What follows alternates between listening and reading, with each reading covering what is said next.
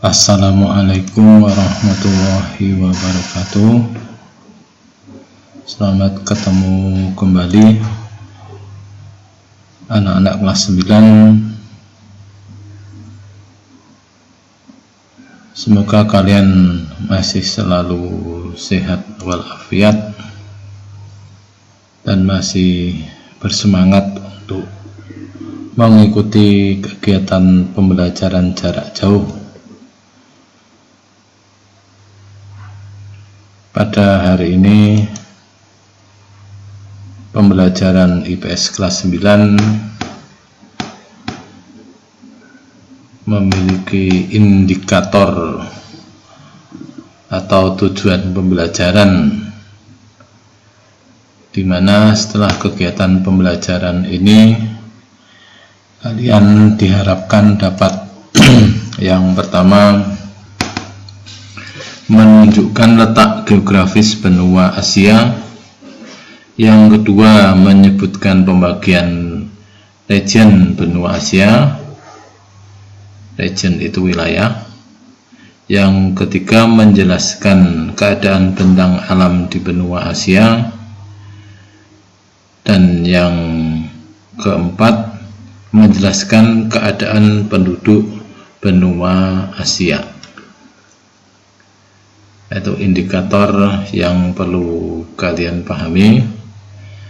Nanti sambil mengikuti dan mencermati video pembelajaran, silakan yang perlu mencatat materi-materi penting silakan dipersiapkan peralatannya. Yang pertama kita lihat letak wilayah benua Asia. Letak wilayah itu sering disebut juga dengan letak geografis. Pada materi kelas 7 pernah diterangkan juga pengertian letak geografis. Letak geografis adalah letak suatu wilayah dilihat berdasarkan posisi sebenarnya di muka bumi.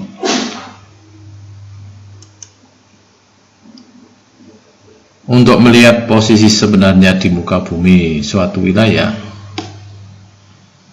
maka kalian bisa mengetahui dari batas-batas wilayahnya.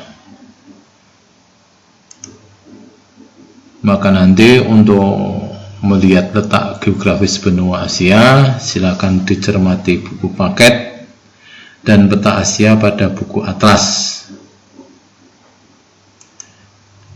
Akan kita identifikasi batas-batas wilayah benua Asia. Silakan dicermati.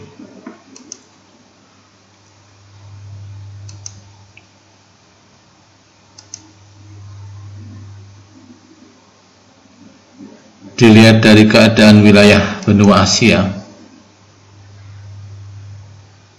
atau letak geografis benua Asia, sambil dicermati pada peta. Di video pembelajaran juga nampak peta global. Yang pertama, batas sebelah utara benua Asia adalah Samudra Arktik. Ini di perairan Kutub Utara. Perairannya bisa dikatakan sebagian besar merupakan perairan yang membeku karena pengaruh posisi kutub utara, suhu selalu di bawah 0 derajat, maka air bisa membeku menjadi es atau salju.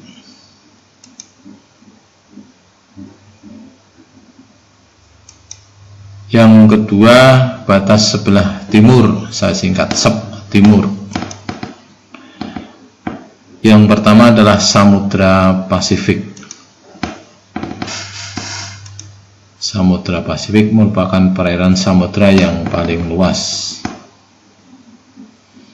Dan yang kedua, Laut Bering. Kadang ada atlas yang menuliskannya Selat Bering. Laut Bering ini membatasi benua perairan yang membatasi benua Asia dengan benua Amerika.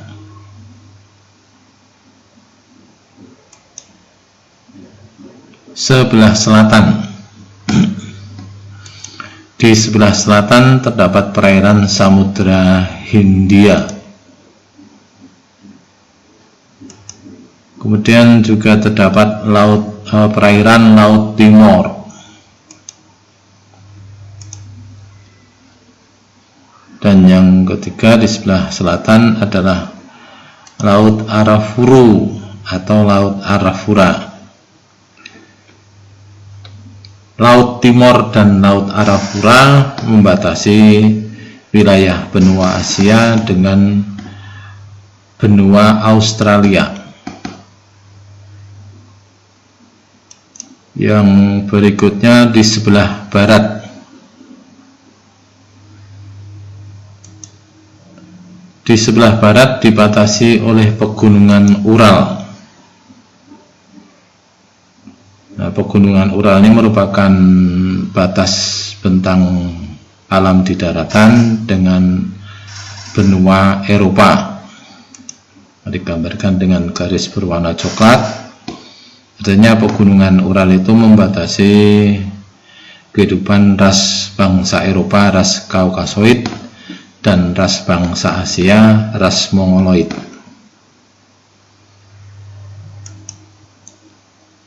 Kemudian di sebelah barat juga terdapat Laut Hitam, karena air lautnya berwarna kehitam-hitaman disebabkan adanya lumpur berwarna biru tua di dasar lautnya. Dan yang ketiga Laut Tengah. Laut Tengah sering disebut juga Laut Mediteran atau Laut Mediterania. Kemudian yang keempat Laut Merah.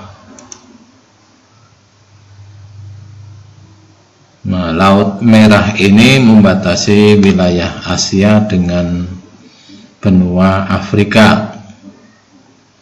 Kalau pegunungan Ural dan Laut Hitam membatasi wilayah Asia dengan Eropa.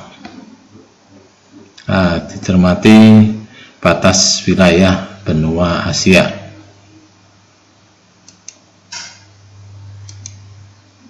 Yang berikutnya kita lihat keadaan wilayah, yakni pembagian regional benua Asia, pembagian region benua Asia. Diperhatikan pada peta. Ini mudah-mudahan warnanya juga bisa jelas di video pembelajaran. Dicermati karena nanti hanya pasti sebutkan regionalnya.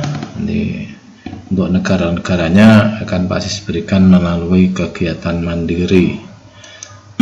Yang pertama adalah Asia Utara. Dicermati letaknya. Asia Utara itu dulu bekas Uni Soviet.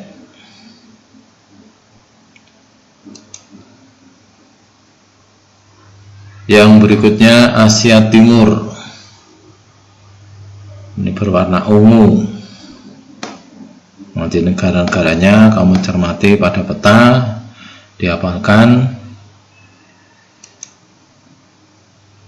Yang ketiga Asia Tenggara. Ini jelas pasti sudah hafal negara-negara di kawasan Asia Tenggara. Asia Selatan yang keempat yang berwarna biru muda, nanti dicermati juga negara-negaranya.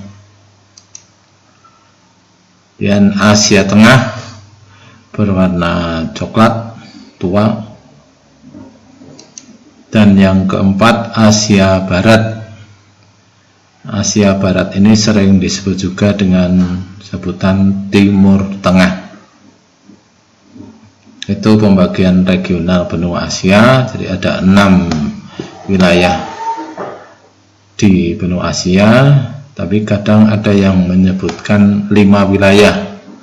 Kalau 5 wilayah berarti Asia Utara tidak ikut disebutkan, jadi hanya Asia Tengah, Asia Timur, Asia Selatan, Asia Tenggara, dan Asia Barat. Nah, silakan dicermati regional benua Asia, dan lebih dicermati lagi negara-negara di masing-masing kawasan. Nanti akan Pak Sis berikan tugas pada kegiatan mandiri.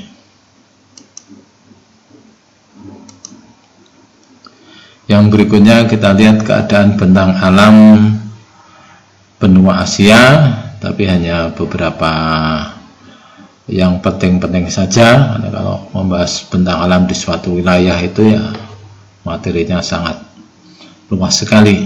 Hanya beberapa bentang alam yang menjadi karakteristik benua Asia. Karakteristik itu ciri khusus benua Asia. Nah, pada peta yang Pak Sis sajikan ini merupakan wilayah bentang alam Asia Timur. Nanti di Asia Timur itu negaranya mana saja silakan dicermati, itu ada nama-nama negaranya. Terdapat bentang alam yang berupa plato Tibet atau dataran tinggi Tibet. Ini merupakan dataran tinggi di lereng pegunungan Himalaya, sehingga sebagian besar wilayahnya juga selalu memiliki suhu yang rendah, bahkan mungkin dijumpai banyak salju plato Tibet yang mungkin dalam film-film Shaolin itu dikenal dengan biara-biara Shaolin di Tibet. Kemudian di Asia Timur juga terdapat Gurun Gobi atau Gobi Desert, di mana Gurun Gobi ini nanti ya sebetulnya tidak berupa gurun pasir.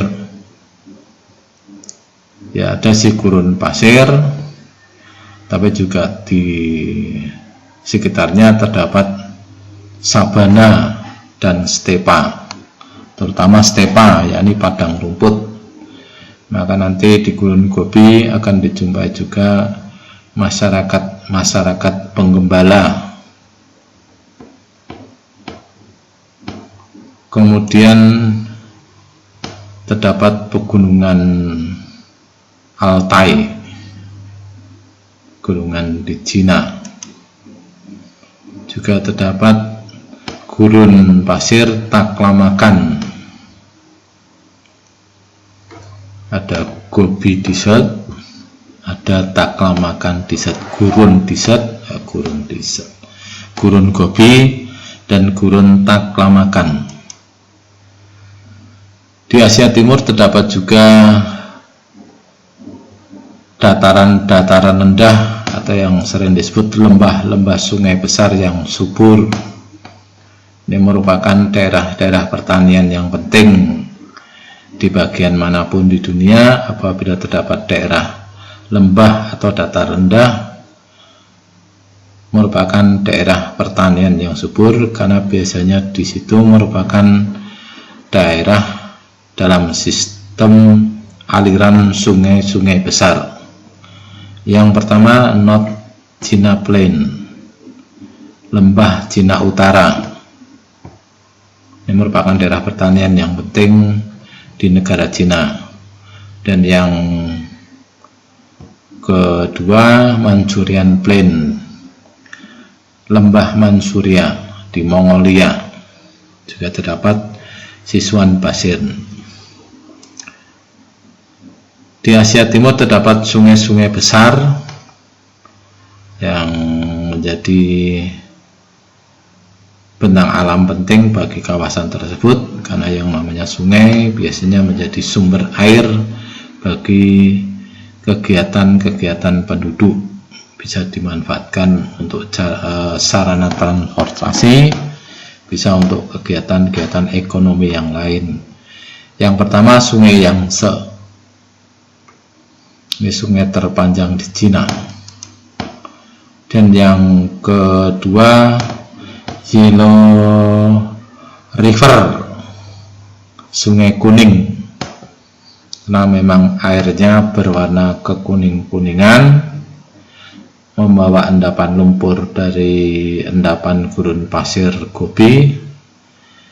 Dan nanti muara Sungai Kuning di Laut Kuning. Memang air lautnya berwarna kekuning-kuningan, disebabkan oleh adanya endapan lumpur yang terbawa aliran sungai, di mana endapan lumpur itu adalah endapan dari debu-debu gurun Gobi.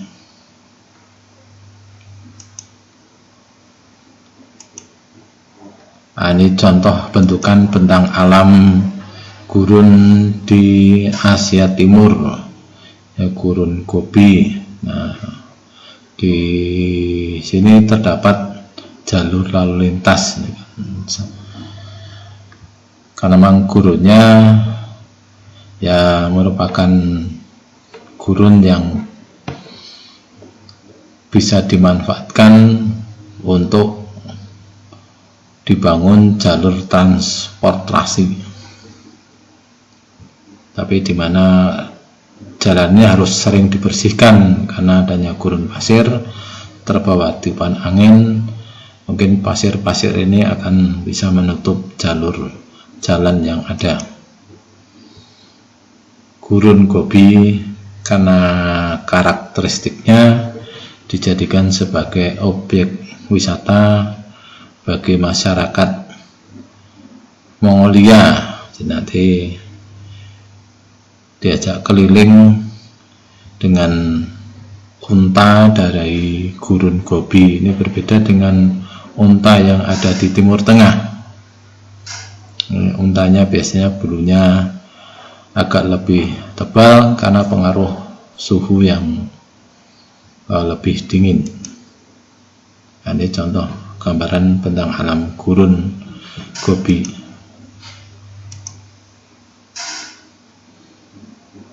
Selain gurun juga tadi disebutkan ada dataran tinggi atau plato, yakni plato Tibet. Nah, ini gambarannya seperti ini. Suhunya selalu rendah, keadaannya selalu dingin. Nah, nanti di sini merupakan padang pengembalaan pada bagi hewan-hewan ternak penduduk setempat.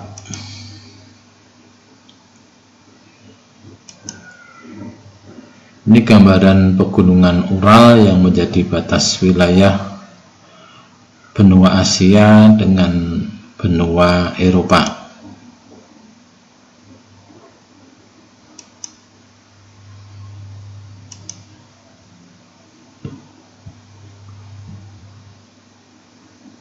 Ini contoh bentukan bentang alam lembah Mansuria, merupakan daerah dataran rendah yang subur, nanti bisa dijadikan sebagai lahan pertanian, bisa juga untuk ladang pengembalaan bagi hewan ternak.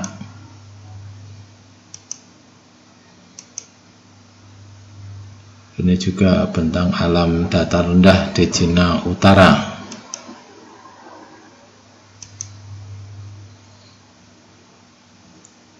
Dan kita lihat keadaan bentang alam Asia di wilayah Asia Selatan.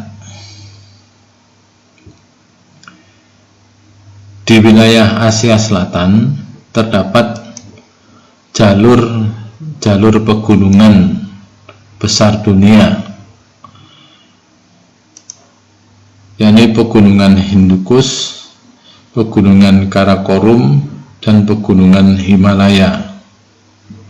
di mana pegunungan di Asia Selatan itu merupakan rangkaian dari pegunungan Sirkum Mediterania. Di muka bumi ada dua jalur pegunungan besar, yakni Sirkum Pasifik dan Sirkum Mediterania. Nah, untuk di wilayah Asia Selatan ini, jalur pegunungan Sirkum Mediterania membentuk jajaran pegunungan Hindukush. Nah, nanti terdapat puncak-puncak gunungnya, terdapat pegunungan Karakorum, dan terdapat pegunungan tertinggi di dunia, yakni pegunungan Himalaya, di mana nanti puncak tertingginya adalah Mount Everest atau Gunung Everest. Ketinggiannya mencapai 8.848 meter dari permukaan air laut. Nah, nanti kalau kamu perhatikan pegunungan di kawasan Asia Selatan dengan ketinggian lebih dari 4.000 meter, maka di sebagian besar pegunungannya akan tertutup salju abadi. Nah, dalam hal ini adalah pegunungan Himalaya. Ini bisa dikatakan separuh tubuh pegunungan Himalaya itu tertutup salju abadi. Menjadi daya tarik tersendiri bagi wilayah negara yang terletak di lereng-lereng atau di sekitar pegunungan Himalaya. Nah, nanti dengan adanya salju tersebut bisa menjadi sumber air bagi sungai-sungai yang mengalir dari lereng pegunungan Himalaya. Nah, sungainya akan selalu mengalir sepanjang tahun karena sumber airnya dari salju yang mencair, tidak dipengaruhi oleh musim. Sering disebut sungai gletser. Nah, nanti sungai yang sumber airnya dari pegunungan Himalaya adalah Sungai Gangga. Nanti akan kita lihat sistem aliran Sungai Gangga pada peta yang nampak di pembelajaran.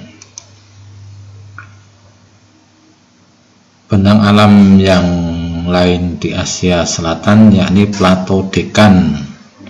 Ini Plato Dekan, dataran tinggi Dekan, sering disebut juga tanah meja karena bagian-bagian tepi dataran tinggi membentuk lereng yang curam. Di bagian puncaknya terbentuk dataran-dataran di ketinggian sehingga menyerupai meja, yaitu Plato Dekan. Nah, terdapat lembah sungai yang subur di kawasan Asia Selatan, yakni lembah Sungai Gangga. Berarti di sini nanti akan mengalir Sungai Gangga, di mana Sungai Gangga mempunyai arti yang sangat penting bagi kehidupan masyarakat India terutama, karena yang mempengaruhi terbentuknya kebudayaan India bisa dijumpai di sepanjang aliran Sungai Gangga. Lembah Sungai Gangga merupakan daerah pertanian yang subur, dan terdapat juga sistem aliran Sungai Indus di Pakistan juga menjadi daerah yang penting.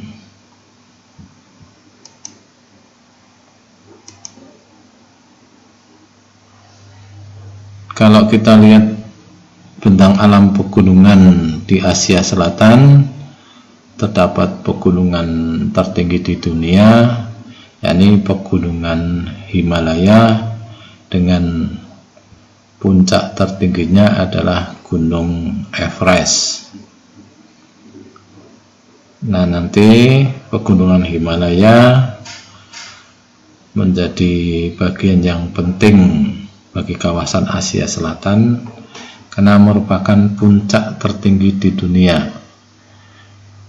Dan bagi masyarakat sekitarnya atau yang tinggal di lereng pegunungan Himalaya menjadi sumber air dari sistem sungai yang ada di wilayah tersebut, yakni Sungai Indus dan Sungai Gangga, termasuk Sungai Brahmaputra.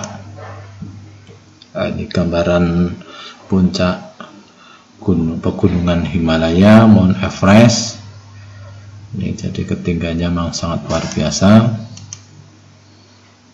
Ini sebagian tertutup salju abadi yang merupakan puncak Mount Everest. Ini gambaran aliran Sungai Gangga. Sungai Gangga bagi masyarakat India dianggap sebagai sungai yang penting karena menurut kepercayaan Hindu India, Sungai Gangga merupakan sungai tempat bersemayamnya para dewa, sehingga pada beberapa aliran Sungai Gangga dijadikan sebagai tempat-tempat suci untuk melakukan ibadah kepercayaan Hindu. Nanti kamu bisa mencari literasi masyarakat India dalam memanfaatkan Sungai Gangga.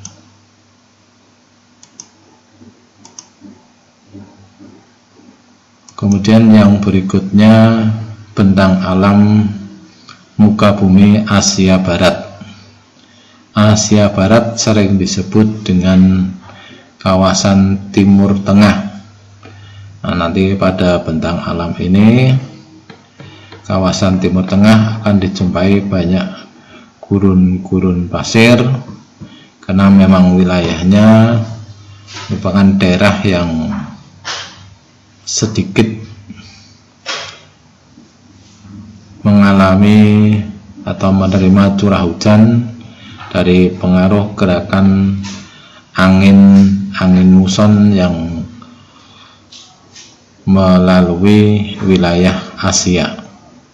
Karena posisi dari Asia Barat, kalau kita lihat pada peta, terletak di tengah-tengah antara benua Asia dan benua Afrika. Maka ketika bertiup angin dari Asia, angin muson timur laut, ketika melintasi wilayah Asia Barat, merupakan angin yang bersifat kering karena dari daratan Asia tidak bawa banyak uap air. Demikian juga ketika bertiup angin muson barat, angin muson barat daya, itu juga tidak banyak membawa uap air. Maka nanti akan banyak dijumpai daerah-daerah yang kering di kawasan Timur Tengah. Daerah-daerah yang kering tersebut diantaranya adalah gurun pasir. Nah, kamu perhatikan terdapat gurun Syria karena berbatasan dengan negara Syria. Kemudian gurun yang paling luas, gurun Rub al-Khali. Kemudian ada gurun Nafud. Nah, nanti kalau kamu perhatikan di kawasan Timur Tengah, dilihat dari bentang alamnya, ini terdapat sebuah semenanjung yang besar, sering disebut dengan semenanjung Arab. Nah, ini dalam bahasa internasionalnya disebut Arabian Peninsula. Yaitu gambaran dari bentang alam di kawasan Asia Barat.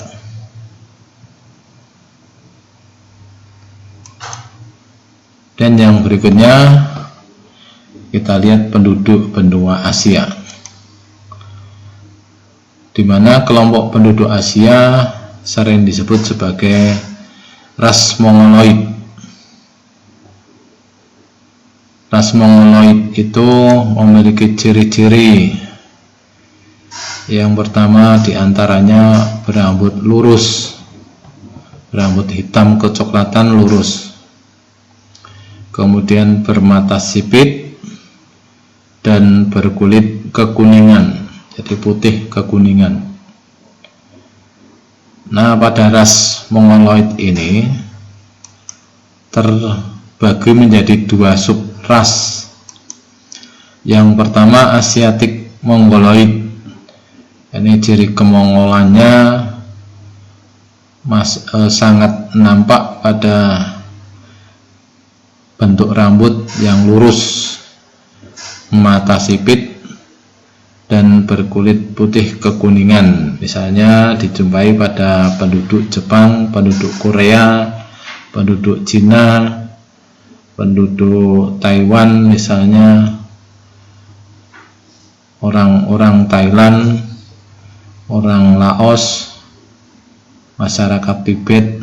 Nah, digambarkan seperti ini ilustrasi Asiatic Mongoloid, berambut hitam lurus, mata sipit, kulit kekuningan, putih kekuningan, dan sebetulnya ada hidungnya pesek begitu. Ciri yang lainnya nanti pada kornea matanya itu coklat. Yang berikutnya subras Mongoloid adalah Malayan Mongoloid. Nah, berarti Melayu Mongoloid. Ini cirinya masih nampak pada ciri Mongolnya, berambut hitam lurus, tapi sedikit ada yang bergelombang, bermata agak lebih lebar, jadi tidak begitu sipit, berkulit kuning langsat hingga kecoklatan, jadi tidak lagi putih kekuningan tapi kulit kuning langsat atau sering disebut kuning sawo matang. Misalnya karena merupakan Mongoloid, Malayan Mongoloid, Melayu berarti. Contohnya adalah bangsa Malaysia, orang-orang Singapura, bangsa Indonesia, nanti kalian bisa lihat sendiri, dan penduduk Brunei Darussalam. Nah, ini contoh. Nah, ini contoh gambaran Malayan Mongoloid.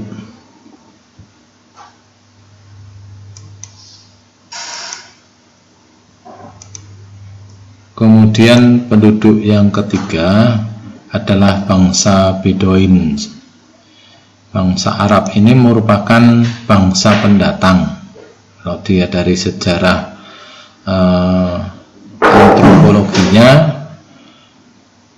bangsa-bangsa Arab yang termasuk kawasan Asia, terutama ini adalah Asia Barat, ini dulu nenek moyangnya berasal dari bangsa Eropa, sehingga nanti meskipun tinggal di kawasan Asia, tapi ciri fisiknya akan nampak seperti ciri fisik bangsa-bangsa Eropa.